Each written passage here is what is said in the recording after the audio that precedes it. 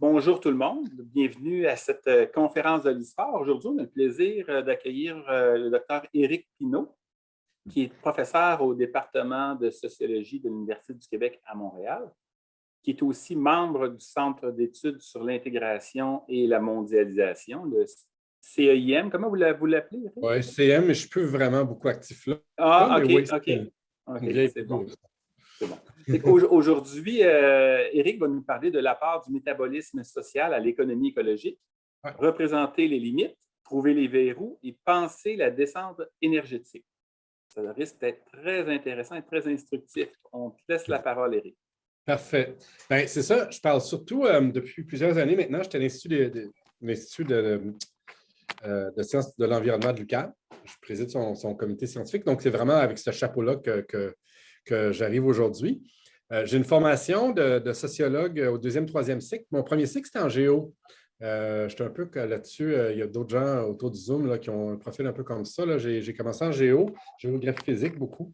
Je ne peux pas dire que je suis quelqu'un des sciences naturelles, mais j'ai quand même un petit réflexe. Donc, ce que je vais vous présenter, c'est une approche justement qui tente de faire le pont entre le côté sciences naturelles de l'évaluation puis de l'examen des processus environnementaux, puis le côté sciences humaines. Donc, c'est une théorie hybride qui nous vient de l'Europe. Je vais l'introduire là, avec un PowerPoint dans quelques minutes en bonne et due forme.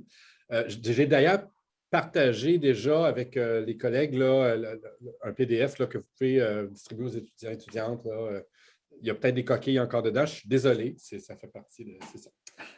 Mais ça peut être utile. Et je vais vous présenter tout de suite, avant de commencer à présenter mon PowerPoint, que je ne suis pas reconnu pour mon talent d'usage de ce médium.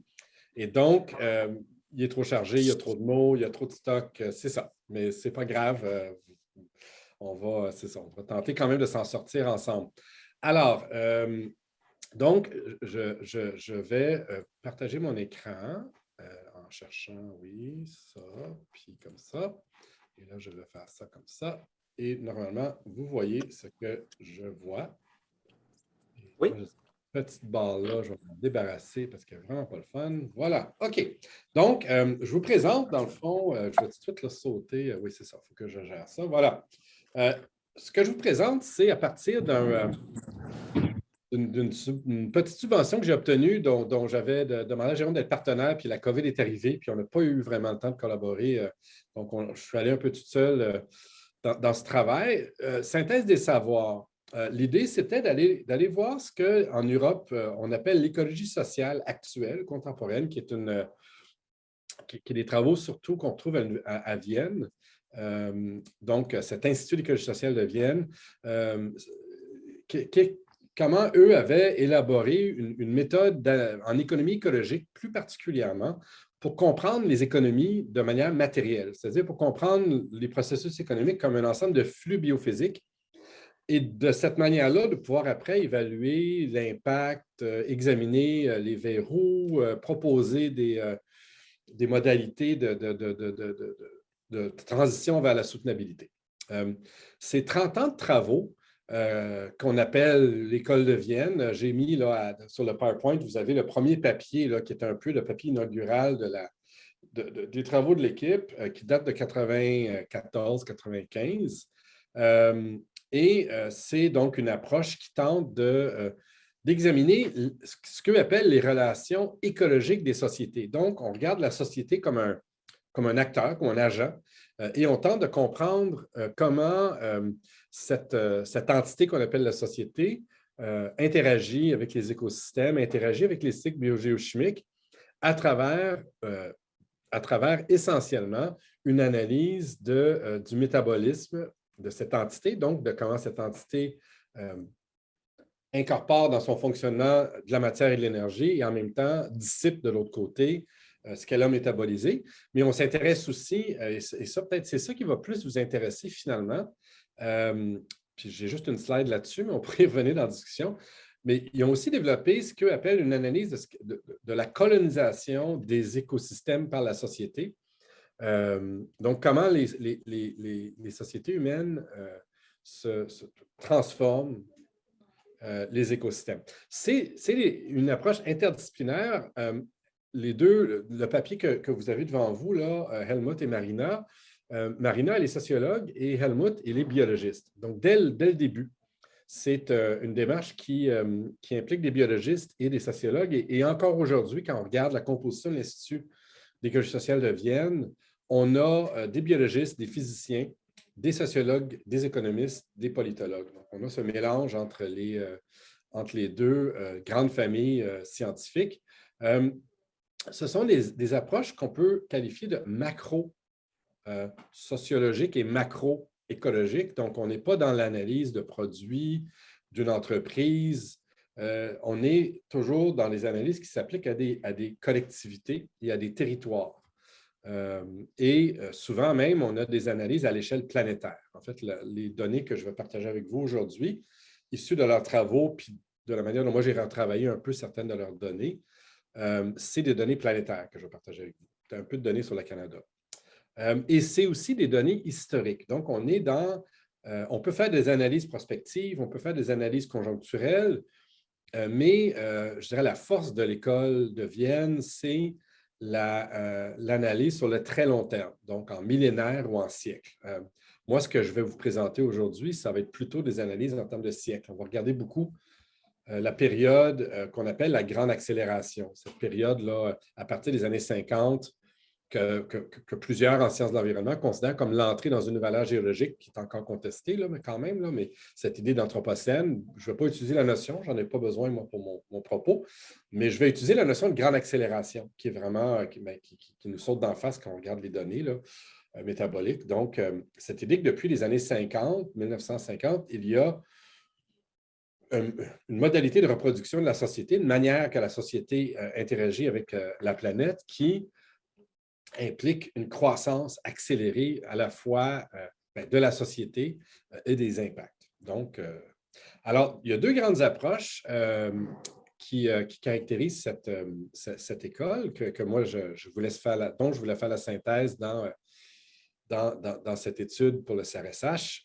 Il y a l'approche de flux de matière et d'énergie, qui était surtout l'approche que moi, j'ai approfondie, mais il y a aussi l'approche d'appropriation humaine de la production primaire nette, dont je vais parler un peu. J'ai une diapo là-dessus. Puis, comme je disais, je pense que c'est peut-être celle qui va vous intéresser le plus. Ça part de l'hypothèse. C'est une approche intéressante parce que ça part de... C'est une approche qu'on pourrait qualifier de biocentrique ou écocentrique. Ça pose la question, la production primaire nette, comment elle est partagée sur la planète entre l'humanité et les autres espèces vivantes? Et c'est quoi les impacts de ce partage-là? Alors, je vais vous montrer un peu le modèle HANPP, mais je n'ai pas beaucoup approfondi cet aspect-là. C'est d'ailleurs une des choses que je vais faire dans l'avenir. Peut-être dernière petite remarque préliminaire. Depuis que j'ai eu la synthèse des savoirs, j'ai engagé des étudiants. Bien, Jérôme connaît un peu, Philippe et Jérôme et Audrey. En fait, vous connaissez un peu comment ça fonctionne. On engage des étudiants. Les étudiants se disent « Wow, c'est cool, on pourrait faire un groupe de recherche. » Et donc, on a créé un collectif de recherche qui s'appelle l'Atelier d'écologie sociale du capitalisme avancé. On dit atelier parce que ce n'est pas organisé formellement comme un groupe de recherche institué. Pour le moment, on n'a pas de subvention CRSH. Je vais probablement essayer d'en demander une. Et c'est beaucoup un collectif de recherche autogéré par les étudiants et étudiantes. C'est plus eux qui runnent la baraque que moi, là. Je suis leur personne ressource. Mais par contre, on est très actifs. On a des séminaires, on organise à chaque année un colloque à l'ACFAS. Donc, c'est très dynamique et c'est un peu... donc, ce que je vous présente, c'est un peu aussi le reflet de cet effort collectif. Puis peut-être un dernier commentaire préliminaire aussi. Moi, à travers tout ça, personnellement, je me suis lancé dans la rédaction d'un ouvrage en anglais sur le métabolisme du capitalisme. C'est la deuxième partie de mon exposé. Je vais aller vite là-dessus, mais comment on peut adapter ce cadre-là à l'analyse d'une forme particulière de l'économie.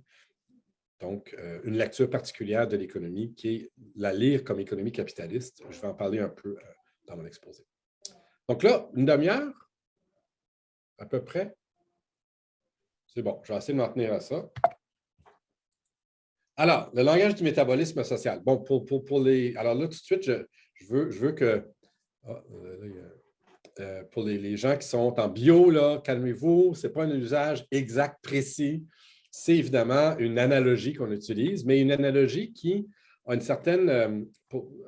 quand même un certain réalisme. Là. Il y a un certain réalisme épistémologique dans l'analogie. Juste pour peut-être justifier l'usage qu'on peut faire du concept de métabolisme, à l'origine, quand le mot en allemand est créé, Stoffwechsel, ce mot-là, en fait, désigne à la fois ce qui se passe dans un être vivant et aussi ça peut désigner ce qui se passe dans une ville, dans un pays. Liebig, en particulier, s'en sert pour comprendre l'agriculture. Donc, c'est quelque chose qui est d'emblée, dès ses origines, un mot qui désigne des entités collectives et en même temps des êtres vivants singuliers là, et des processus internes à ces êtres-là. Le métabolisme social, ça renvoie à l'idée qu'une société, pour exister, pour se reproduire dans le temps, elle doit transformer de la matière, elle doit utiliser de l'énergie et elle le fait pour reproduire son intérieur, ce qu'on appelle la médiation interne. Donc, nos corps à nous, notre métabolisme individuel serait impossible sans un ensemble de processus sociaux qui nous entourent. Pensez juste au cycle de l'eau interne dans notre corps, puis à toutes les dépendances que cela implique avec des systèmes qui nous dépassent, que ce soit les aqueducs ou le système de traitement des eaux. Alors après ça, pensez à votre alimentation, pensez à votre capacité de déplacement.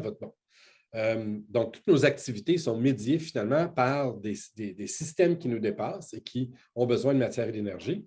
Et en même temps, les sociétés interviennent, et ça on le sait, c'est notre pain et notre beurre en sciences de l'environnement, dans les écosystèmes, interviennent dans les cycles biogéochimiques, comme dans le cycle du carbone, mais aussi le cycle de l'azote et le cycle du phosphore. Donc, ces interventions-là, ça renvoie en grande partie à ce qui se passe à l'intérieur des sociétés. Alors, et là, mon petit graphique ici, en tout cas, il cache, désolé, un petit... Alors, le petit graphique, justement, ça vient d'un des papiers de Marina Fischer-Kowalski, juste pour nous donner une idée de cette médiation. Ici, c'est une mesure de consommation d'énergie, gigajoules par personne par année. Une grande projection historique. On a 3 types de sociétés, les sociétés de cueillette et de chasse, les sociétés agraires et les sociétés industrielles comme les nôtres, et on regarde qu'est-ce que ces sociétés-là ont besoin comme apport énergétique pour fonctionner. Et on voit cette évolution spectaculaire de la dépendance énergétique des sociétés. Il y a eu un petit bug de bruit, mais donc, un corps humain qui cuit sa bouffe. On peut considérer que le feu, c'est l'extension de notre estomac. Sans le feu, là, on passerait bien du temps à digérer. Donc, ça, c'est un raccourci que les êtres humains ont pris, là, de prédigérer leurs aliments par le feu, par la cuisson. Donc, on prend le feu, puis on prend un estomac. Bien, on est à peu près à 5 à 6 gigajoules par personne par année. Une société chasseur-cueilleur carbure à 10. Et une société agraire, on est déjà entre 50 et 70, puis une société industrielle, on est de l'ordre de 300 à 400. Donc, on voit cette extension qu'implique le métabolisme. Donc, c'est un peu ça qu'on essaie de saisir avec ces analyses. Et là, je parle plus en termes d'économie. Pour comprendre ça, on a inventé une notion qui est en anglais throughput, ici. En français, j'ai traduit ça par flux métabolique. Pourquoi throughput? Bien, pour le distinguer de l'output, qui est en économie ce qu'on utilise habituellement, c'est-à-dire ce que calcule le PIB. Le flux métabolique, on le calcule de source à puits. Donc, c'est un calcul qui rentre dans la société, qui en ressort, et qui se calcule soit en joules, soit en tonnes. Donc, alors ça, c'est le point de départ du métabolisme social. Alors ici, j'ai une petite icône qui le représente bien. Alors, qu'est-ce qu'on a? On a nos sources ici, nos sources principales. Alors, on les a divisées en grandes familles de matières. Et on a des hypothèses. Par exemple, dans l'analyse métabolique, on a décidé que ce qui est c'est une frontière d'analyse, frontière analytique. Alors, la frontière analytique, les champs sont extérieurs à la société, c'est des écosystèmes, et nous, on extrait de ces champs par la récolte. Par contre, la vache, elle est à l'intérieur du système social, mais son pâturage est à l'extérieur. Donc, c'est un découpage analytique. Alors, dans ce découpage, dans le fond, on fait un trou dans la planète et on met la société dans ce trou. Et après, on regarde ce qui rentre et ce qui sort et comment ce qui rentre est transformé Ça nous donne donc une mesure de la grandeur de l'économie relatif à, et je vais vous montrer des données comparatives, relatif à son environnement. Et en même temps, ça nous permet de mesurer la croissance en unité biophysique plutôt qu'en unité monétaire et donc d'avoir une représentation biophysique de la croissance et matérielle de la croissance plutôt que le leurre du PIB qui est souvent très problématique. Donc, on s'éloigne des grandeurs monétaires. Et on est capable aussi de comprendre nos imbrications, et ça, c'est ce qui est extrêmement important dans l'analyse métabolique, nos imbrications ici, au niveau des sources, et nos imbrications ici, au niveau des puits. Alors, toujours deux types d'imbrications qui nous intéressent en analyse métabolique. Les imbrications écosystémiques, donc comment nos extractions et notre pas diffusion, mais excusez-moi, excusez-moi, les émissions, mais là, j'ai un blanc de mémoire, là, excusez, un petit, le waste qu'on dit, là, la dissipation. Bon, comment la dissipation finale impacte les écosystèmes, est imbriquée dans les processus écosystémiques, mais en même temps, comment elle est aussi imbriquée dans les cycles biogéochimiques, on pense à l'azote, phosphore, carbone, et certains cycles géologiques aussi, quand on pense à nos ressources dites non renouvelables. Puis en même temps, et ça, c'est là où c'est une approche hybride entre sciences humaines et sciences naturelles, on s'intéresse aussi aux rapports sociaux qui organisent tout ça. Alors, on va avancer un peu plus dans l'analyse. Le modèle, bon, c'est pas juste, si on regarde ça ici, on pourrait dire, bien, dans le fond, on pourrait juste fonctionner avec une boîte noire ici, puis se dire, bon, bien, nos extractions, puis notre dissipation. Mais on va plus loin que la boîte noire. On va distinguer, à mesure que le flux traverse la société, des manières d'entrer dans le système, de l'accumulation, la matière qui s'accumule, et donc ici, c'est des usages, ici, c'est de l'accumulation de matière, et des modalités comment ça fait que ça, ce mot-là, j'ai toujours le diffusion, c'est pas du tout, en tout cas, d'extraction et de... Dissipation. Oui, merci. Excusez, je suis tellement habitué de dire ça en anglais, là. It's waste and dissipation. Il faudrait. Oui, le mot dissipation ne me rentre pas dans la tête. Alors, c'est des conventions comptables qui ont été adoptées par le Programme des Nations unies sur l'environnement. Depuis les premiers travaux de l'École de Vienne, maintenant, on a des comptes environnementaux au niveau de l'UNEP, là, ou du PNU en français, au niveau du PNU pour à peu près 175 pays.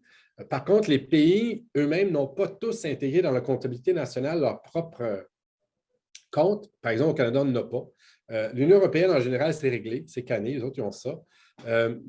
Alors, on va avoir donc nos variables de flux, nos variables de stock. On a décidé, c'est une convention comptable, qu'on a 3 grands stocks dans la société. On a le stock de corps humains, le stock de corps animaux qui est maintenu par les corps humains, alors que ce soit tout notre élevage agricole, mais aussi nos animaux domestiques.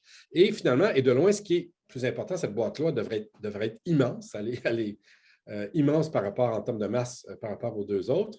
Vous allez voir qu'on ne les voit même pas dans les données, ces deux variables-là. Notre troisième grande variable de stock, c'est tout ce qu'on construit. Là, il y a quelque chose d'important. Pourquoi on prend la peine de distinguer les flux et les stocks? Bon, premièrement, les stocks, c'est de la matière accumulée, mais c'est un flux ralenti. Hein? Ça coule, c'est pas figé pour toujours, c'est toujours en train de couler. Mais pourquoi on distingue les stocks? Parce que les stocks, c'est des verrous. Les stocks ont un impact sur les flux. Et ça, c'est extrêmement important pour comprendre les verrous par rapport à tout projet de transition. Alors, d'un côté, on peut dire que les flux vont limiter la formation des stocks, oui, mais en même temps, une fois que tu as des stocks, ta société va avoir tendance à vouloir les entretenir. Et là, plus tu coules de l'effort dans la constitution d'un stock, plus tu vas vouloir qu'il dure longtemps, plus tu vas avoir de l'inertie dans ton système. Et donc, il y a des effets de stock, et c'est une grande partie de nos analyses s'intéresse aux effets de stock. Je vais y revenir, là, mais ça, c'est extrêmement important. Puis en même temps, en faisant cette distinction stock-flux, on est capable de mesurer la circularité de notre système. Et là, ben, ça devient très déprimant parce que on entend beaucoup parler d'économie circulaire, mais quand on regarde concrètement la circularité qu'on est capable de mesurer, je dois vous dire qu'on est loin de la circularité dans nos... Alors, peut-être dernier aspect, ça va de la gauche à droite, non seulement processuellement, c'est-à-dire qu'on part d'ici puis qu'on s'en va là, mais aussi, c'est réversible. Donc, c'est un déplacement anthropique, hein, c'est-à-dire que plus ce qu'on a extrait, c'est plus récupérable. C'est peut-être recyclable, réutilisable, mais je veux dire, il y a un effet physique là, de dégradation biophysique. Puis je vais y revenir, là, ça fait partie de la modélisation. Alors, si je me permets maintenant de vous montrer quelques données rapidement là, sur ce qu'on est capable de comprendre. Alors, ici, c'est des données de 1900 à 2015. C'est un papier de Krausman et al. C'est un des piliers aussi, Fridolin Krausman de l'École de Vienne, mais un papier signé, là, je pense, à 8. Là. Qui regarde cette transition métabolique du 20e siècle. Alors, on va commencer ici. Je vais faire... Alors, ici, on a ce qu'on a extrait au 20e siècle. Divisé en 4 grandes familles, c'est les conventions de comptabilité environnementale qu'on a établies depuis une quinzaine d'années là, maintenant. On est capable d'aller jusqu'à 14 variables, mais d'habitude, on s'en tient aux 4 grandes variables que sont la biomasse, les énergies fossiles, tout ce qui est les métaux et ce qui est minéraux non métalliques. Essentiellement, minéraux non métalliques, c'est du sable, puis c'est du calcaire, puis ça sert à faire du ciment. Et donc, la première chose qu'on voit quand on regarde ces données-là, si on fait abstraction des couleurs, c'est qu'on voit très bien la grande accélération dont tout le monde parle. On voit ce point de bascule en 1950 où on passe d'un régime de croissance linéaire à un régime de croissance exponentielle. Alors, ça, c'est une première chose qu'on peut voir. Deuxièmement, on peut voir que toutes nos variables ont un comportement où le rythme de croissance s'accélère, incluant la biomasse. Mais on voit que de loin, là, les grandes croissances exponentielles, c'est nos énergies fossiles et c'est cette masse grise ici. Qui est l'usage du ciment. Vous avez la courbe ici, c'est absolument... Donc, c'est ça, c'est une croissance. Je vais y revenir sur les conséquences de ça et c'est rattaché à l'urbanisation essentiellement.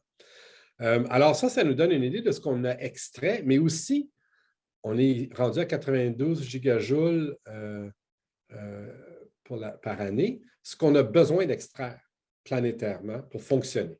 Hein? Donc, ce n'est pas juste quelque chose qui nous parle du passé, ça nous parle d'aujourd'hui et ça nous parle de la tendance à venir aussi. C'est-à-dire qu'on est parti dans cette pente-là.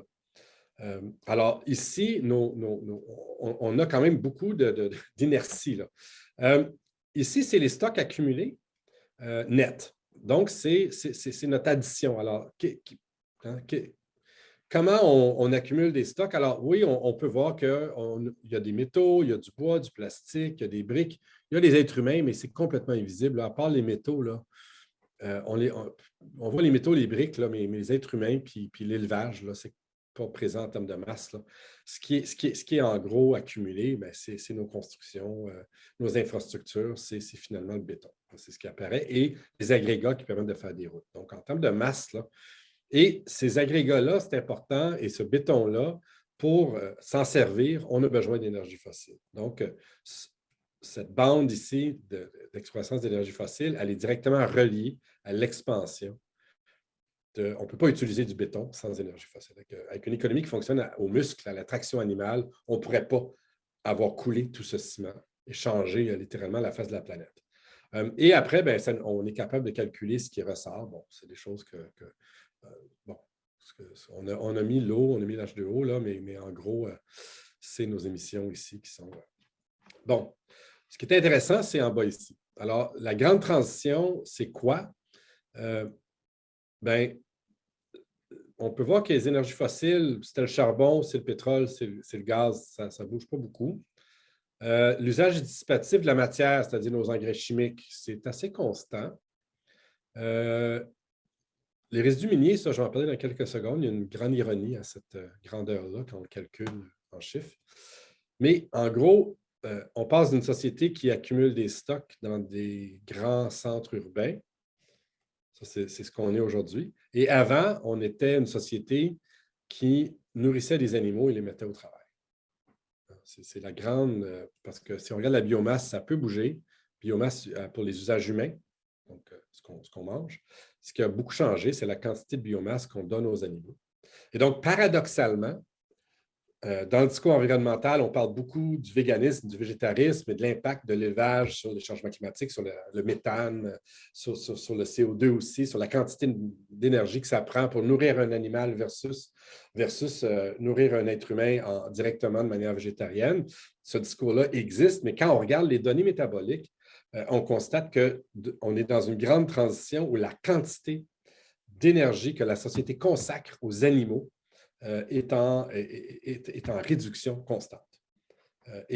Au début du 20e siècle, il y avait une part de notre métabolisme beaucoup plus important qui était dédiée au travail animal. On exploitait les animaux pour le travail, non pas pour l'alimentation. Ça ne correspond pas ici à une révolution végane là, du tout. Là. Ça correspond essentiellement à la fin du travail animal. Alors maintenant, les stocks accumulés, bon, je pense que vous commencez alors, les voici avec nos deux grandes variables. Ah oui, l'ironie, oui, je voulais vous dire. Pour les chiffres de 2017, là, ils ne sont pas dans le graphique, mais les chiffres de 2017 qui sont les derniers qu'on a pour la planète, en termes pas de pourcentage, je suis allé en termes de... Oui, de pourcentage, c'est ça. Les résidus miniers sont un plus grand pourcentage de notre flux métabolique que l'alimentation, les aliments qu'on mange. Donc, c'est un fun fact, là, puis même en termes de poids. Le poids de nos résidus miniers est plus grand que le poids de tous les aliments qu'on génère et qu'on consomme pour se maintenir comme espèce sur la planète Terre. Donc, ça en dit long. Et ça, c'est nouveau. Là. Ça fait le point de bascule, c'est 2012. À partir de 2012, la quantité de résidus miniers dépasse la quantité d'aliments produits sur la planète Terre. Donc, ça nous dit l'importance de cette dimension géologique de notre métabolisme. Puis je pense que si on regarde ce qui se passe avec la transition vers l'électrification massive de nos sociétés, bien, ce chiffre-là va exploser parce que ça implique un boom minier comme ça. Sûrement, vous le savez. Bon, je vais avancer un peu. Profil du 21e siècle. Alors, ça, c'est le même graphique là, que je vous ai montré tantôt, mais ici, bien, si on décompose là, ici, on décompose, donc on est à 4, ici, on s'en va à 7, à 14, puis ici, on est vraiment dans le fin détail des différentes composantes du métabolisme, là, puis on peut s'amuser à calculer ça. Vous pouvez aller sur le site materialflows.net, qui est un site entretenu par le Programme des Nations Unies sur l'environnement, là, puis vous pouvez vous-même vous générer ce genre de profil par pays, par exemple. Juste 2 ordres de grandeur, les flux. 92 gigatonnes, la production primaire nette terrestre en 2017 est estimée à 118 gigatonnes. Donc, on commence à nous-mêmes extraire autant que tout l'effort de photosynthèse en termes de production de biomasse. Donc, ça commence à équivaloir. Puis en termes de stock, alors ça, c'est un papier de LRM, eh bien, c'est en 2020 que la masse accumulée de stock était l'équivalent de la biomasse planétaire sec. Hein. On enlève l'eau, là. On pèse la biomasse en enlevant l'eau. Donc, poids sec, on est en termes d'équivalent. Donc, notre métabolisme, finalement, est devenu à peu près à l'échelle de la planète. Alors, vous pourriez... OK. Puis bon. Maintenant, qu'est-ce qu'on peut faire dire à ces données-là? Alors, ça, c'est moi qui l'ai calculé, puis ça, c'est un papier, un 5 pieds qu'a fait Krausman.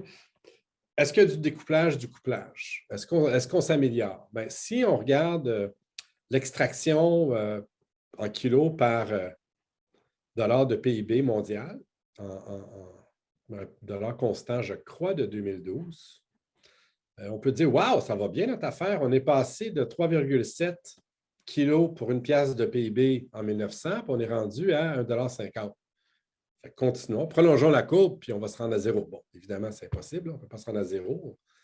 C'est physiquement impossible. Il y a du monde, malheureusement, dans les départements de sciences sociales qui parlent de dématérialisation, je ne comprends pas de quoi ils parlent. Mais bon, On se dit, on fait du progrès. Mais si on enlève la biomasse, puis on tient compte juste de ce qu'on extrait, les cycles géologiques, donc ça veut dire tout ce qui est agrégat, tout ce qui sert à faire le ciment, donc calcaire, énergie fossile, donc charbon, gaz, pétrole. Ajouter à ça les métaux, cuivre, fer essentiellement, c'est les plus gros, bauxite un peu aussi.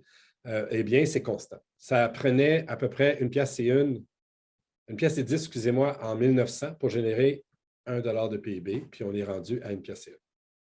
Puis on s'est même empiré pendant la période des années 50 aux années 80, puis là, ça va un peu mieux, mais pas tant que ça, c'est assez stable.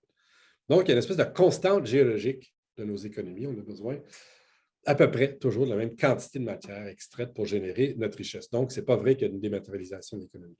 Alors, après ça, ici, mais rapidement, est-ce qu'il y a de la circularité? Eh bien, quand on regarde la circularité par rapport à ce qu'on extrait, c'est marginal. Et ça, c'est en 2006 pour la planète et ça, c'est pour l'Union européenne. Il y a des nouveaux papiers qui vont sortir sur la circularité. Là, je parlais avec les gens de Vienne vendredi passé, puis ils vont mettre à jour. Alors, oui, est-ce que c'est également distribué partout sur Terre? Non. C'est extrêmement inégalement distribué entre les pays. Puis après ça, quand on rentre dans les pays, là, ça, c'est là où on est rendu. Là, les analyses qu'on doit faire aujourd'hui, c'est rentrer dans les pays, puis regarder par échelle de revenus. Mais si on fait entre les pays, entre les grandes régions, eh bien, on voit que, l'Amérique du Nord, c'est vraiment à part. C'est un cas à part. Ici, c'est toute la planète, là. L'Amérique du Nord est vraiment un cas à part. L'Europe converge. Excusez-moi, l'Amérique du Nord est un cas à part. L'Europe est également extrêmement loin. L'Asie rejoint la moyenne mondiale. C'est essentiellement l'effet chinois. Et l'Afrique, malheureusement, tonnes par capita, voit une diminution de son métabolisme depuis les années 90. C'est quand même frappant, là. Alors maintenant, c'est une photo là, en 2013, on se compare par capita, Canada, Chine, Europe, puis planète. On est plus que le double de la moyenne planétaire. On est un peu moins que le double de la Chine et un peu moins que le double, et dans tous les composantes. On se démarque par notre gourmandise à la fois et ici, c'est une mesure de consommation matérielle brute. Alors, quand on fait ce calcul-là, on tient compte des importations, puis on exclut les exportations. Donc, on garde la matière qui est impliquée dans nos importations, là, dans la modélisation. Il y a eu un calcul pour le Québec qui a été fait par Recyc Québec là, il y a un an exactement, à peu près. Là, le rapport a été sorti sur l'indice de circularité. Bon, ça, c'est le schéma qu'ils ont fait, leur 5K qu'ils ont fait. Mais j'ai parlé avec les gens qui ont piloté l'étude, ils ont sous-traité l'étude à une organisation aux Pays-Bas, un OBNL aux Pays-Bas. Puis la méthode de l'OBNL aux Pays-Bas, c'est une méthode par la modélisation des. En fait, ils sont partis des grandeurs monétaires, puis ils ont fait des extrapolations en flux biophysique. C'est très problématique sur le plan méthodologique. Là. Fait qu'il faut vraiment prendre ces chiffres-là avec des pincettes. Puis un autre aspect, puis ça, c'est quelque chose éventuellement qu'on pourra discuter, que j'ai trouvé curieux dans leur rapport, c'est qu'eux, dans leur indice de circularité, ils vont problématiser tous les flux de ressources géologiques, mais ils vont considérer que toute la biomasse, c'est viable. Ça s'inscrit dans une circularité écologique de la planète. Et donc, en tout cas, il y a un enjeu là, on pourrait y venir en discussion, là, mais ça vaut la peine de se mettre le nez là-dedans dans ce rapport-là. Là. Il y a des gros problèmes, je crois. Alors, ça, c'est une famille de méthodes. Maintenant, un autre, puis après ça, je vais finir avec le capitalisme. Peut-être encore 10 minutes? Oui, OK, c'est bon. 10-15 minutes? OK, c'est bon. Alors, une seconde sur cette autre grande branche là, qui est l'étude de colonisation des écosystèmes. C'est des travaux qui ont été menés en parallèle par les gens de Vienne, des travaux en parallèle avec les travaux sur le métabolisme. Ça pose la question, c'est quoi l'appropriation humaine de production primaire nette? Comment on fait ce calcul?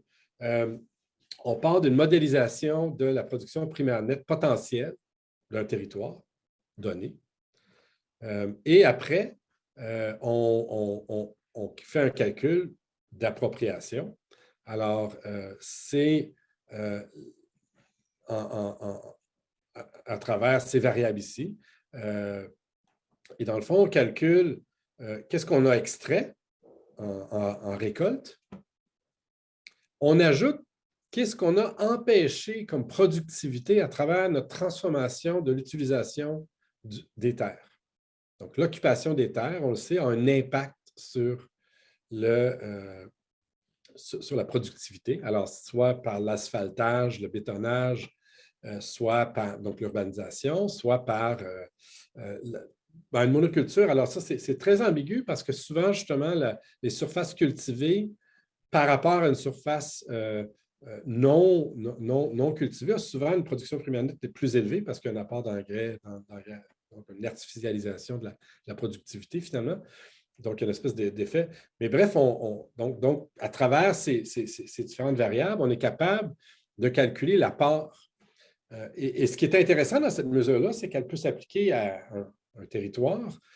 Ça peut être la planète, ça peut être un pays, ça peut être une région, ça peut être une région comme métropolitaine, peu importe. Et ce que ça nous donne, ça nous donne, évidemment, c'est à prendre avec des pincettes. Là, quand je parle à ça avec des biologistes ici à l'Institut, ils me disent toujours, ouais, ça prend quand même une hypothèse que la complexité de ton écosystème en termes de biodiversité ou en termes de résilience dépend de l'énergie qui rentre et qui est disponible. Plus ta productivité primaire nette est élevée en théorie, plus tu es capable d'avoir une plus grande diversité et une plus grande résilience. Bon, les biologistes me disent, cette théorie-là, elle est contestée, ça date des années 80, pas certain. Moi, j'aime mieux l'expliquer d'une manière peut-être plus, je dirais, éthique. Ce que ça nous dit, c'est ça nous dit la part que les êtres humains s'approprient et la part qu'on laisse aux autres êtres vivants en termes de production primaire. Alors qu'est-ce que ça donne concrètement? Ça, c'est un papier d'Abel en 2007, là, mais en fait, dans mon groupe de recherche, on reçoit Herb au mois de juin, avec son dernier papier, là, parce que c'est vraiment lui qui est le spécialiste de l'HNPP. Mais déjà, on voyait là, en termes d'appropriation totale, on est à peu près à 23 %. Donc, l'espèce humaine s'approprie 23 % de la production primaire nette du globe. Et si on prend juste la production primaire, qui n'est pas sédentaire, là, on est à 28 %. Donc, voilà en gros ce que ça peut nous donner.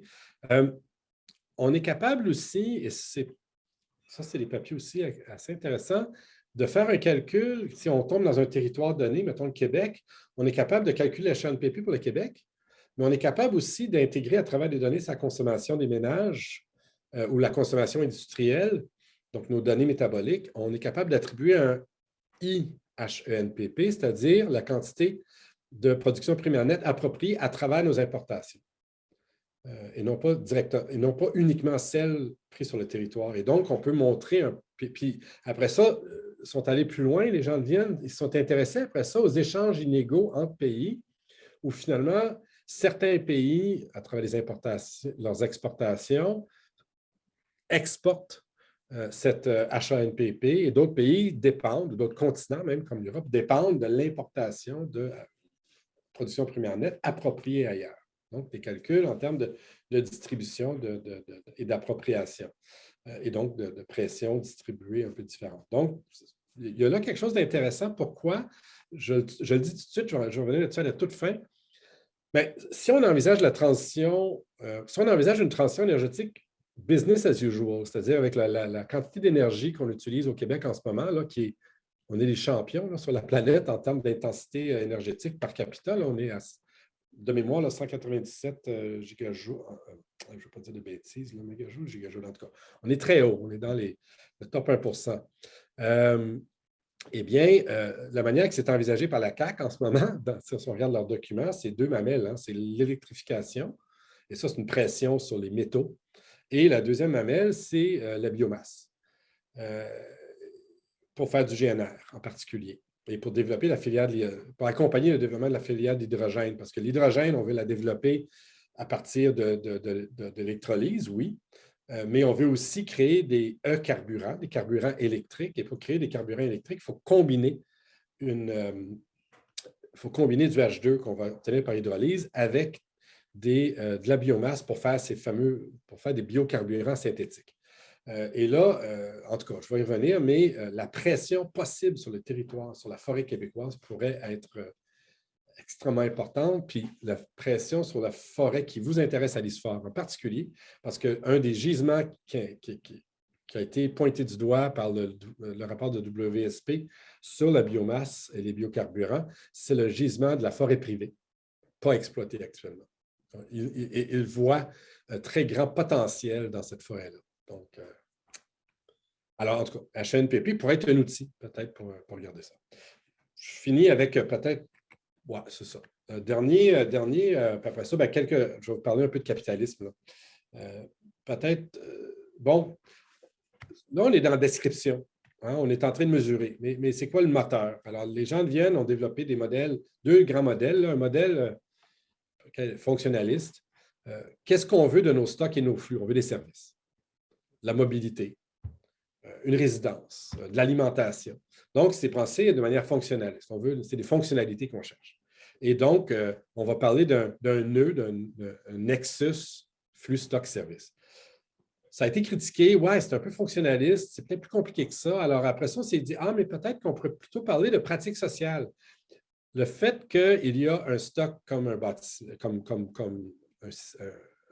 des chemins de fer, par exemple, des rails, ça demande un flux d'énergie, mais ça crée des pratiques sociales, comme l'habitude de se déplacer en train versus se déplacer en char. Si le stock, c'est des routes, bien là, ça va. Donc, on va parler plutôt de pratiques sociales arrimées à des stocks et des flux, et les trois ensemble se codéterminent. Et quand on analyse un verrou, quand on veut changer, eh bien, on doit tenir compte de ce triangle. Alors, nous, nos recherches, d'ailleurs, ça a été de s'amuser à rentrer, d'ouvrir cette boîte-là et d'ouvrir un peu cette boîte-là. Je vais vous en parler rapidement. Alors, nos travaux à nous, à l'ESCA, qu'est-ce qu'on fait avec tout ça?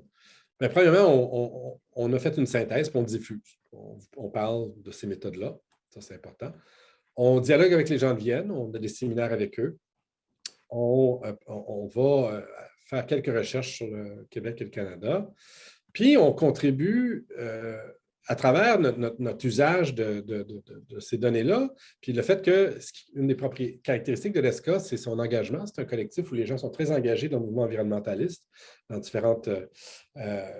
On a comme un regard un peu différent sur ces données-là parce qu'on s'est impliqué dans des enjeux autour du pétrole, du gaz, les pipelines. Moi, j'ai beaucoup travaillé sur Énergie-Est. Avec Jérôme, on a travaillé sur GNL beaucoup ensemble. En ce moment, on travaille beaucoup sur le cas d'Énergie. Ça nous amène à regarder, c'est surtout ce triangle-là, quand on pense à Énergie, qui veut à tout prix sauver son stock de tuyaux. Bien, sauver le stock de tuyaux, ça veut dire convaincre les gens de continuer à brûler du gaz. Puis ça veut dire de se commettre pour les 50 prochaines années à un flux intrant. Mais là, il va venir d'où ce flux-là et sous quelle forme?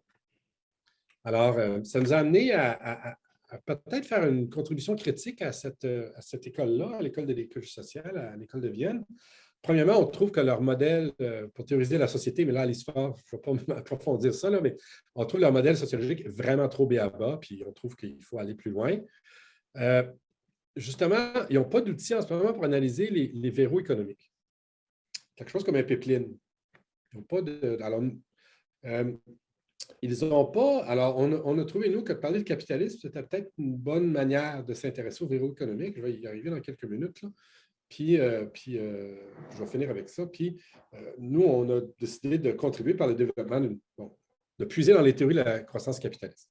Je vais expliquer ce que j'entends par capitalisme. Très rapidement, une des choses qui est importante pour comprendre le capitalisme, c'est que la croissance, c'est une économie qui a besoin de croissance, cette croissance-là, elle aurait été impossible sans l'apport d'énergie fossile. Les sociétés pré-capitalistes sont des sociétés de biomasse. Les sociétés capitalistes sont des sociétés fossiles. Et ça, c'est quelque chose d'extrêmement important. Et donc, du point de vue du capitalisme, et ça, c'est aussi important quand on regarde un graphique comme ça ici, il n'y a pas de transition énergétique. Une économie capitaliste ne transite pas, ne fait pas de substitution. Une économie capitaliste fait des additions énergétiques. Et en ce moment, ce qui arrive avec les renouvelables, c'est qu'elles s'additionnent sur le tas de ce qu'on a besoin.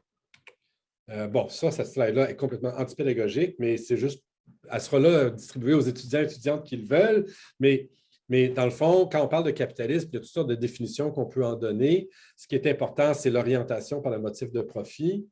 C'est l'idée que, donc, ce qu'on appelle le principe d'accumulation.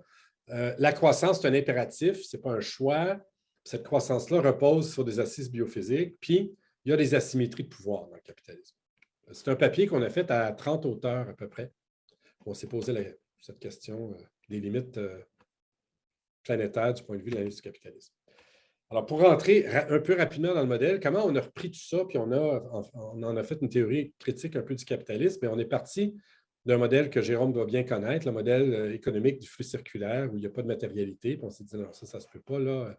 Il y a de la matérialité. Fait que pour avoir de la valeur ajoutée, j'ai besoin de faire il y a du travail biophysique, il y a la dissipation de matière, donc il y a de l'entropie, puis il y a une transformation biophysique. Donc, on arrive finalement à changer un peu la représentation de l'économie pour avoir de la valeur, pour ajouter de la valeur dans mon économie. J'ai besoin de transformer de la matière, puis il y a 4 grands rapports économiques. Il y a l'extraction, il y a la production, il y a la consommation, puis il y a la dissipation finale. Et ça, notre modèle de l'économie, et on refuse de réduire la dimension de valeur à la dimension biophysique. L'économie se déroule dans l'interaction de ces 2 dimensions. Donc, on ne va pas compter de la matière en dollars, puis on ne va pas compter des dollars en matière. Pour nous, ça ne fait pas de sens de faire ça. On va toujours garder ces 2 dimensions en tête quand on va analyser l'économie. Alors, ce qui va nous amener à nous intéresser à ce flux, puis aux relations et aux verrous qui émergent et aux interdépendances biophysiques qui émergent dans ces 4 moments d'extraction, production, consommation, dissipation, en s'intéressant à l'autonomie de ces 4 moments. C'est peut-être là Alors, quand on regarde une forêt, par exemple, bien, la forêt, il faut suivre.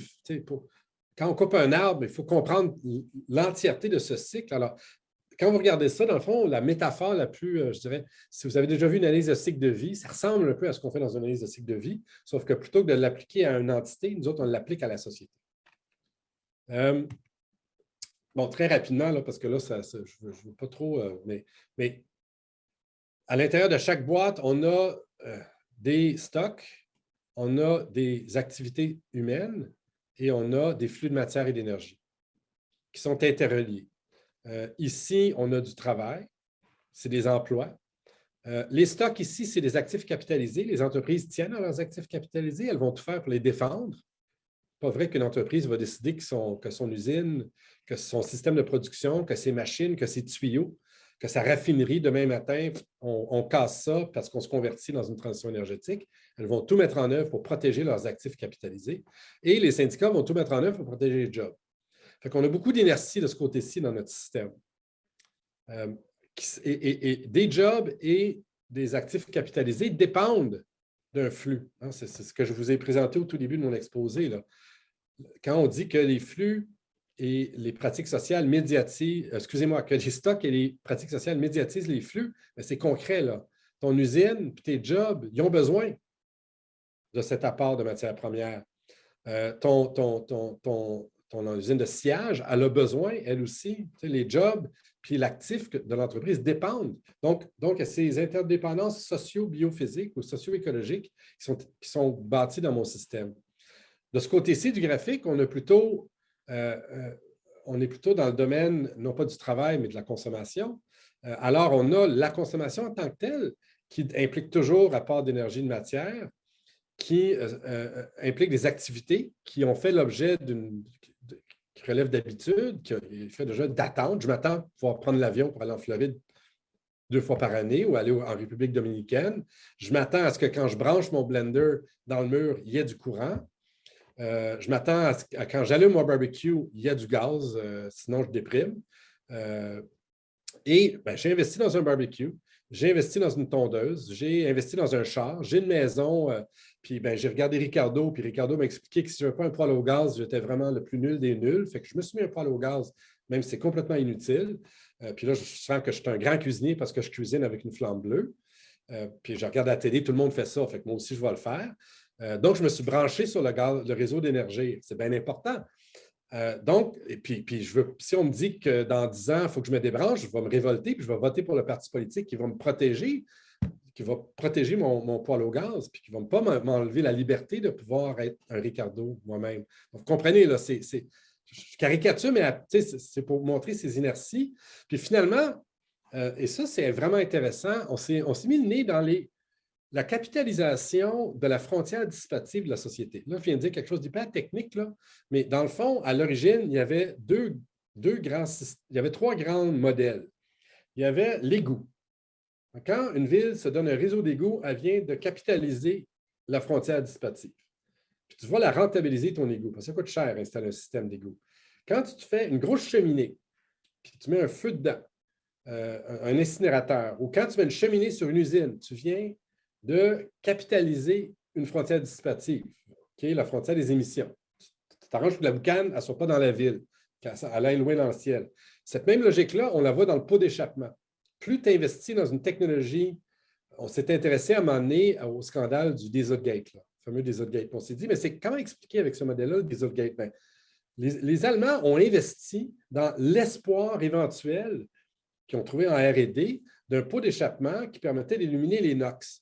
Puis en attendant de pouvoir le mettre en œuvre, ben, ils ont fait comme s'il existait déjà. Mais c'est la capitalisation d'une frontière dissipative, un pot d'échappement, un système antipollution sur un char.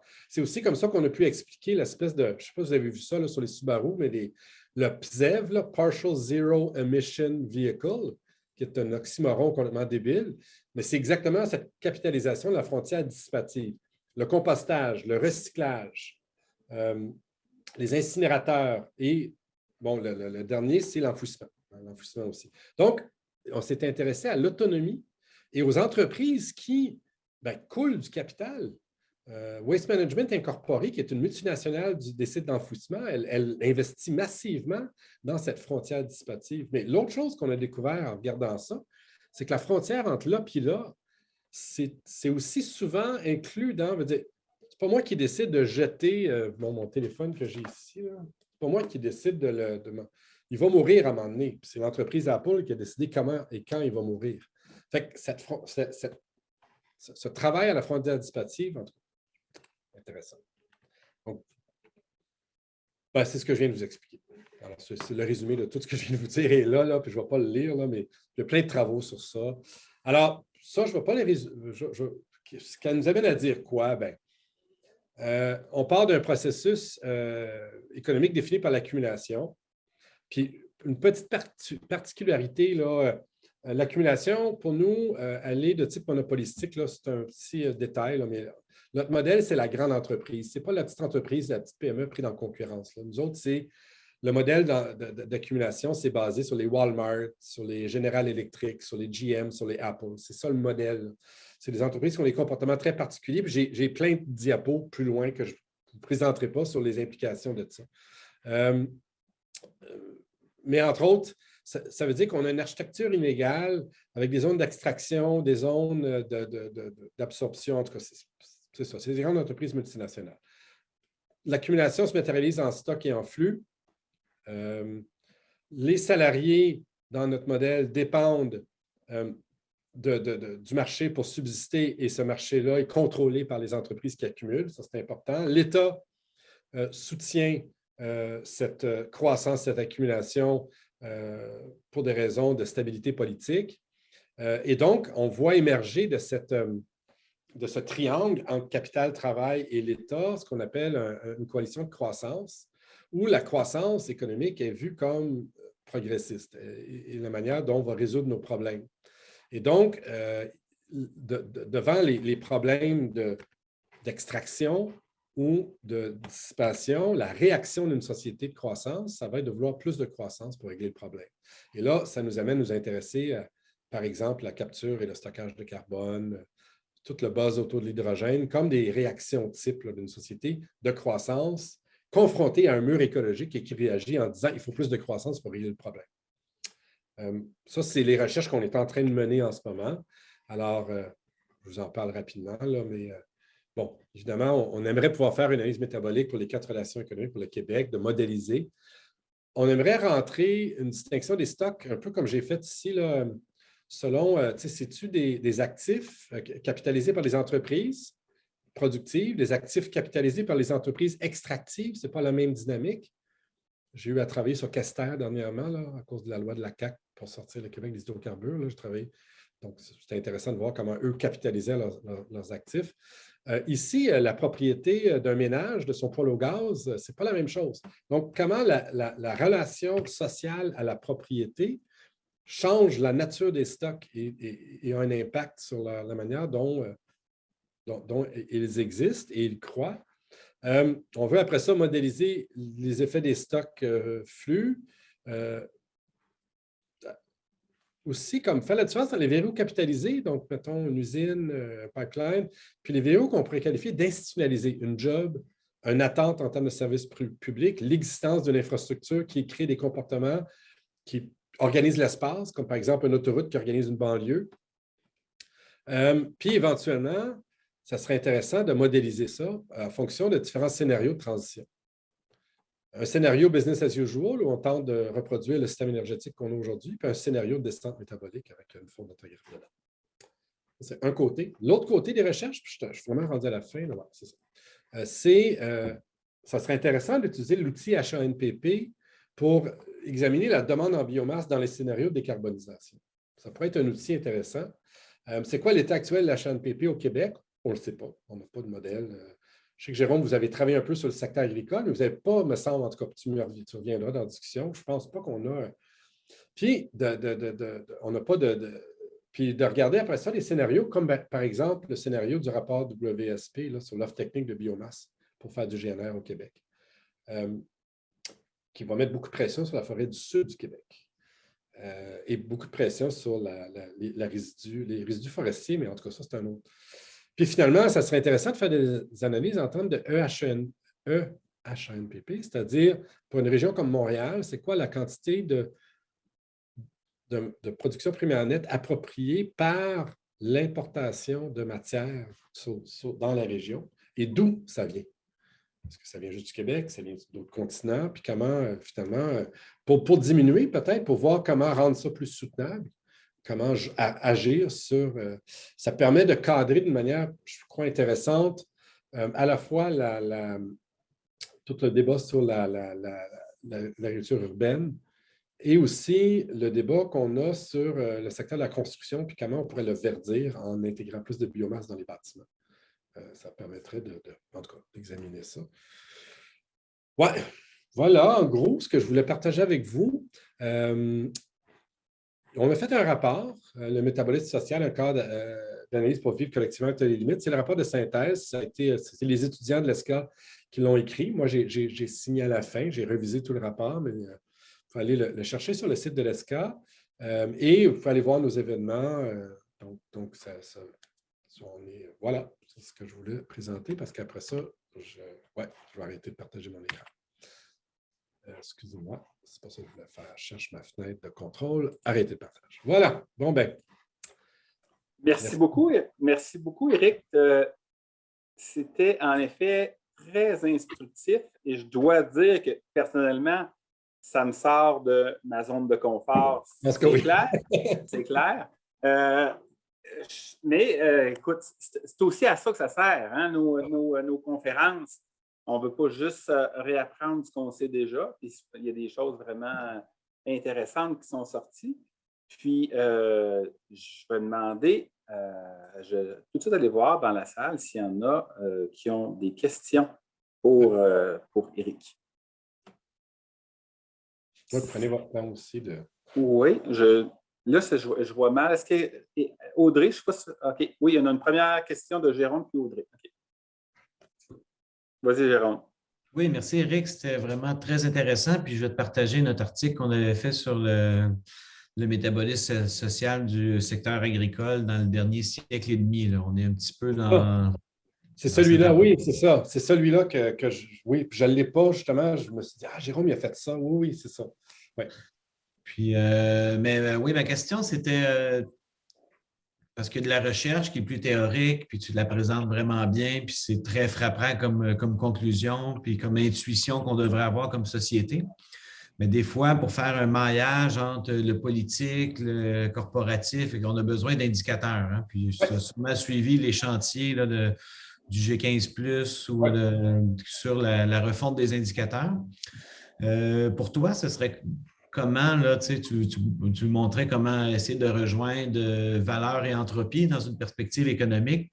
Est-ce qu'il y aurait des indicateurs parlants, là, puis comme dans un avenir proche, qu'on pourrait comprendre comment moduler nos économies? Est-ce que c'est le secteur énergétique, c'est le secteur de production de biomasse qui pourrait rapidement éclairer sur le poids de certaines politiques ou de dépenses budgétaires, le poids métabolique, disons? Bien, il faudrait premièrement que le Québec ait des comptes métaboliques. C'est ça le premier frein qu'on a.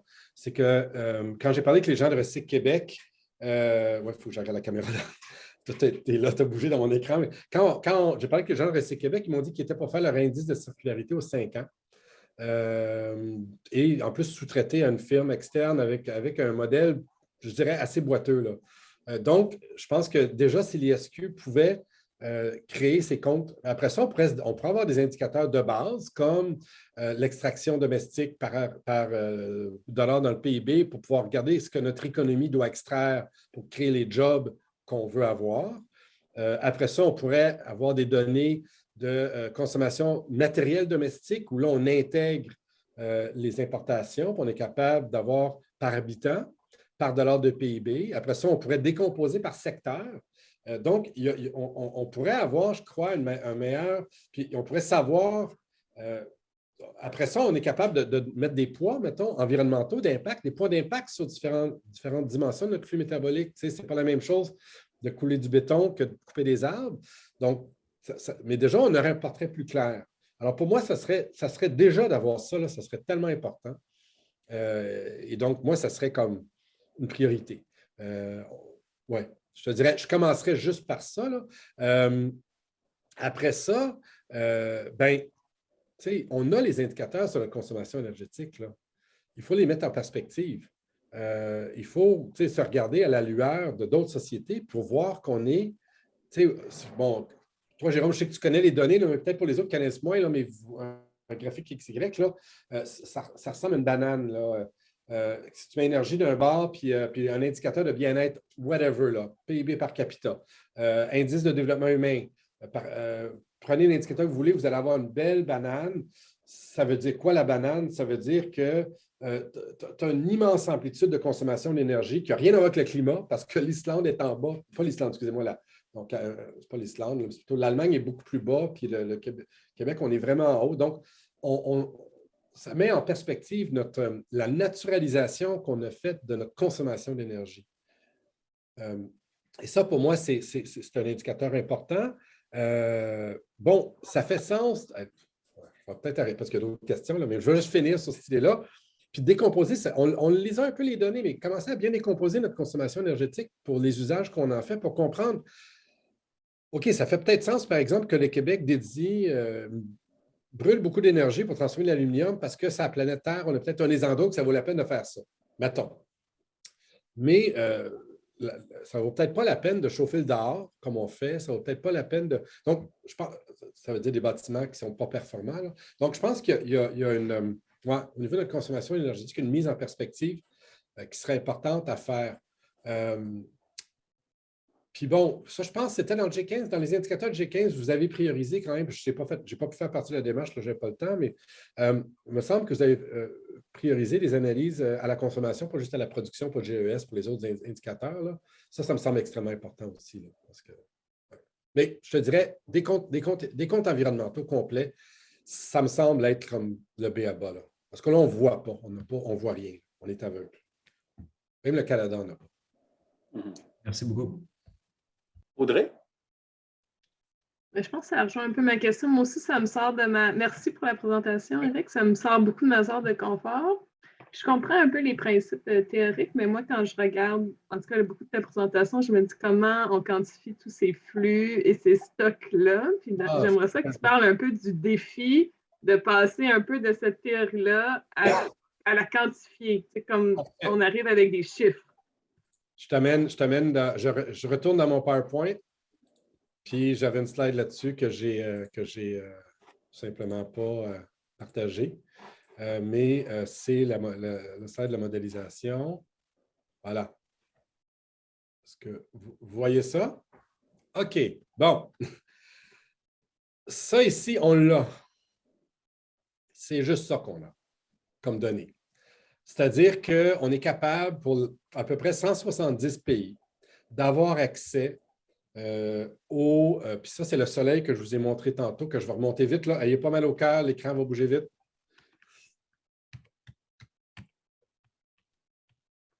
Voilà, c'est le soleil qui est ici, là, sont là, pour à peu près 170 pays. Parce que les pays calculent, ils nous donnent toutes ces données-là, tout ce qui est à l'extérieur ici, là. Le calcaire extrait. Ça, c'est tout ça ici, c'est le US Geological Service qui nous donne ça pour 150 pays, des séries statistiques qui remontent à 1920-1930, tout dépendant du pays. Donc, ça, on l'a. On l'a pour les métaux aussi, par la même source. Pour ça, ici, on peut utiliser le US Geological Service ou on peut utiliser les données de British Petroleum qui compilent aussi, qui nous donnent des longues séries statistiques. Vaclav Smil, un universitaire canadien au Manitoba, nous a aussi donné beaucoup de données sur ça. Donc tout ça, là. Après ça, on a de la FAO, tout le vert. Donc ces données-là, en unités physiques, c'est-à-dire en tonnes, existent par pays. Et donc, on est capable... Alors là, vous allez encore avoir mal au cœur, mais ma souris a disparu. Alors, ça nous donne... Et voilà, ça. OK, ça nous donne ça. Extraction domestique. Après ça, bien, on est capable, parce qu'on a ça par pays, on a les données Comtrade qu'on appelle, qui est une donnée des Nations Unies, c'est une base de données des Nations Unies qui nous donne les comptes d'importation-exportation en dollars, en unités monétaires, mais aussi en unités physiques. Donc, ça, on a, et c'est des données robustes là, depuis à peu près 1920, les séries Comtrade. Donc, on est capable de construire des comptes physiques d'extraction et des balances commerciales de pays à pays. Okay? À partir de là, on peut calculer, à partir de la balance physique et l'extraction domestique, la consommation domestique. Bon, après ça, on fait des hypothèses. On modélise, on se dit, bien, si tu extrais du phosphore, c'est probablement pour faire de l'engrais. Donc, c'est un usage dissipatif. Si tu extrais ou tu récoltes du blé, fort probablement que ça va nourrir un être humain ou peut-être un animal. Si tu extrais du pétrole, il y a une grande partie du pétrole qui va être utilisée comme une énergie technique, mais il y en a quand même aussi une partie qui va venir ici comme intrant pour l'industrie des plastiques. Mais ça, c'est des données qu'on a parce qu'on a des données sur la production de plastique. Donc, on fait des hypothèses sur les usages qui permettent de distinguer les usages qui sont des usages de flux et les usages de stock. Donc, nos usages de flux, ça traverse, et là, on fait juste ça, c'est de la physique, c'est de la chimie puis de la physique. L'usage nous donne puis bon, on a la première loi de la thermodynamique qui nous dit que ce qui rentre de ce bout-là va sortir de ce bout-là. Il faut juste trouver sous quelle forme ça va sortir. Les stocks maintenant. Alors là, pour les stocks, qu'est-ce qu'on fait? On fait une hypothèse sur la quantité de matière qui va être transformée en stock. Et on travaille, ça c'est des modèles que vous devez utiliser en bio avec des cohortes annuelles. Et on donne une durée de vie. Alors, pour chaque type de matière, on fait une hypothèse de durée de vie. Alors, pour le béton, on va se donner une durée de vie moyenne d'à peu près 40 ans. On se dit, le béton, 40 ans. Le bois, bien, on est plutôt dans... Alors, je ne me rappelle plus, là, j'ai une base de données, je peux vous montrer là, la métaux, là, mais donc, on fait des hypothèses sur la durée de vie en fonction des types de matières. On valide ça avec des données qu'on peut avoir, ce qui nous permet de calculer les stocks en termes de quantité et qui nous permet aussi, puisqu'on a des générations qui rentrent, on va avoir des générations qui sortent pour chaque année, et donc on va avoir des flux sortants. Et là, après, on a encore là des hypothèses qu'on fait sur ce qui peut être réutilisé dans mon système et ce qui va tout simplement disparaître parce que c'est plus utilisable. Et cette séparation-là, c'est faite à partir on va chercher dans la littérature secondaire un consensus sur le taux de recyclage de nos différentes matières. Et donc, alors, dans le fond, tout était dans le modèle ici. Là, tout ce que je viens de dire est là. C'est le dynamique cohort input-driven mass balance. Ça nous permet d'avoir ces chiffres. Donc, voilà concrètement comment on calcule. Je ne sais pas, Audrey, si ça... Oui, ça me donne une meilleure idée d'où ça vient. Je pense je vais montrer ça. Habitué à présenter à des sociologues, ils vont pas, ça ne les intéresse pas, cette affaire-là. C'est vrai que tout le monde en sciences naturelles, c'est plus votre tasse de thé. Là. Donc, voilà comment on arrive à faire nos indicateurs. Puis une fois qu'on a ça, on a des grandeurs. Donc, on a trois. Donc on a ces grandeurs intrants, on a ces usages, on a l'accumulation de stock, puis on a nos extrants. Alors, c'est toutes des données en tonnes. Et après, on peut faire des indicateurs relatifs, tonnes par capita, tonnes PIB.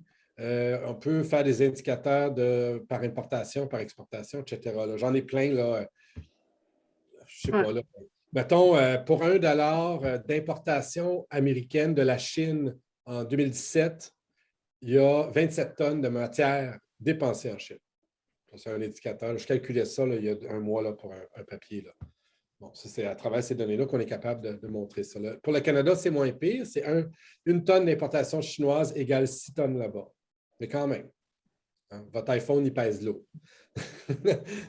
Mon iPhone, il pèse lourd. Donc, merci, Eric. Ouais, ça répond bien à ma question. OK, je vais arrêter de partager, mais j'ai plein d'autres petites slides comme ça, si jamais il y a des questions techniques là. Éric, moi, si je ne veux pas exagérer. Je l'ai. Ah oui, OK, Audrey, tu bouges encore, donc c'est vraiment juste Philippe. Oui, c'est juste Philippe qui a figé quand il a parlé. En plus. Bon. Mais Philippe, il va être là dans la Oui, c'est ça. Là, dans la séance de discussion. On a une pause d'une demi-heure. Oui, Question de Anne Lévesque. Ah, OK. Excuse, parce que c'est pas. Vas-y, Anne. Excuse-moi, je suis sur la route, là, j'ai arrêté. C'est super intéressant, ta discussion sur le métabolisme social. Moi, je m'intéresse beaucoup à ce concept-là, justement pour analyser les implications sociales derrière les différents moments du métabolisme. Puis, c'est ça, moi, j'avais vu plus les métabolismes avec les 5 moments. Tu en parlais de 4. Il y a un 5e moment, c'est sur la circulation. Des stocks et des flux. Je me demandais pourquoi que tu l'incorporais pas, ce moment-là, qui est quand même important, là, surtout dans une économie qui est mondialisée, la circulation des stocks entre les pays. Oui, je ne l'avais pas pris parce que initialement, ça, c'est vraiment un biais personnel, une déformation professionnelle de quelqu'un qui a fait de l'économie post-keynésienne. Ça veut dire que je travaille beaucoup dans un cadre national. Et donc, c'est vraiment ma déformation, là. Mais aussi, parce qu'on a... Attends, j'ai-tu un... Ouais, je vais retourner à mon graphique, là. En fait, pour nous, il fait partie du moment entre P et C, tout simplement. On l'incorpore donc dans l'étape P, la distribution, la production et la distribution. Parce qu'il y a de la circulation au point d'extraction, il y a de la circulation dans la production même. Là, on le sait, là, pour faire un char en Amérique du Nord, il faut traverser les frontières 5-6 fois. Là. Donc, notre modèle, c'est ça. C'est pour ça qu'on n'a pas voulu le mettre à part. Mais c'est vrai qu'il y a un intérêt. Puis moi, je me suis amusé à faire des indicateurs de croissance des exportations. Donc, il y aurait un intérêt à isoler cette dimension-là, mais je n'en ai pas fait un point, un nœud de rapports sociaux métaboliques. Ouais. Je l'ai comme incorporé dans chacun. Bien, dans les 2 premiers, E et P. Voilà. Enfin, est-ce que votre groupe vous intéresse tous les conflits derrière le métabolisme social? Moi, je m'inspire beaucoup de l'économie de Barcelone, là, qui travaille beaucoup là-dessus, l'Université autonome de Barcelone, qui travaille beaucoup sur les conflits de distribution, puis ils mobilisent ce cadre-là. Là. Oui, bien, j'ai aussi... moi, j'étais en sabbatique en Europe pour 1 an. J'étais à Iéna, mais j'ai passé un bout de temps à Barcelone avec Yorgos Kalis et compagnie. Là. Donc, oui, je connais bien. Là. Oui. Donc, effectivement, mais si jamais tu veux nous rejoindre, écris à l'ESCA parce qu'on va te rentrer dans la liste. Là, c'est pile le genre d'affaires qu'on fait. Oui. Ah, j'aimerais beaucoup ça. Merci.